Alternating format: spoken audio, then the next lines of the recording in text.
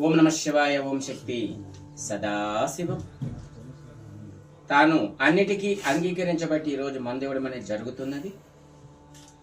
ఈరోజు ఎన్నో కుటుంబాలు ఈ మందు మాని సత్యశ్యామలముగా ఉన్నారు. ఆవులు కాసేవాళ్ళు, గొర్రెలు మేకలు కాసేవాళ్ళు, ఈరోజు గోస్తంపత కూడా లేకుండా అయిపోయింది. ఈరోజు గొర్రెల మేకలు కూడా తక్కువైపోయినాయి, కాసేవాళ్ళు లేక. దానికి కూడా మందుకు బాంఛానైపోయి, వాటిపైన బాధ్యత లేకుండా అయిపోయి, వాటికి టయానికి ఆహారం పెట్టలేక, వాటిని తిప్పలేక ఎందరో జీవాలు అమ్ముకుండే వాళ్ళు ఉన్నారు. ప్రతి గ్రామంలో ఆవులు ఉండాలా, ప్రతి గ్రామంలో గొర్రెల మేకలు ఉండాలా, ఆ పల్లెలన్నీ సత్యశ్యామలముగా ఉండాలా అంటే ఆ ఉండే కాపరులు సంతోషముగా ఉండాలి.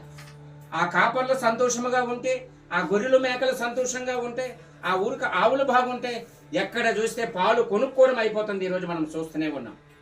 గొర్రెలు మేకలు ఉండి ఆవులు ఉంటే బయట పాలకు మనం ఆధారపడవలసిన పనే లేదు. అందువల్లని ప్రతి గొర్రెలు కాపరి, మేకల కాపరి, ఆవులు కాపరి సుఖ సంతోషముగా ఉండాలని, ఈ వ్యసనాలకు బాంఛన అవ్వకూడదని నా హృదయ సాక్షిగా వేడుకుంటున్నాను. అన్నిటికీ అంగీకరించబట్టి మందులో ఒక పసరేసాం, ముక్కులో ఒక పసరేస్తాం.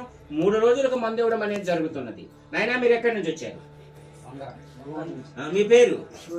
సూరి. వంగర నుంచి వచ్చి ఉన్నాడు. ఎన్నో వ్యక్తి? 450. ఈ సూర్య అనే వ్యక్తి ఆ దుర్బుద్ధి దురాలోచన పోవాలని, ఈ సూర్య అనే వ్యక్తికి సుఖ సంతోషముగా ఉండాలని, ఈ అమ్మవారి పాదాల సాక్షిగా ఈ సూర్య అనే వ్యక్తి ఈ మందు అనేది ఈ రోజుతో బంధని చెప్పడం జరిగింది.